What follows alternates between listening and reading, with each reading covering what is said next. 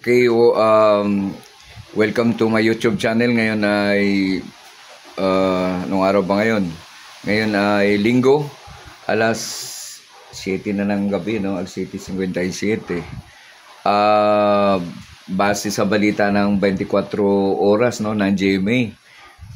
Kanina, nagtumbahan ng mga poste ng kuryente sa Camarines Norte, Bicol. So wala daw ng maraming lugar doon na walang kuryente. Sobrang lakas ang hangin at ulan. So ingat tayo mga kababayan, ingat tayo kasi ang napakalaki itong super typhoon na ito. Ang sabi dito, ito ang pinaka malaking typhoon na pumasok sa ating bansa sa taon na ito. So mag-ingat, wag umalis sa bahay kung di naman importante talaga kasi lalo na doon banda o sa Metro Manila, signal number 3.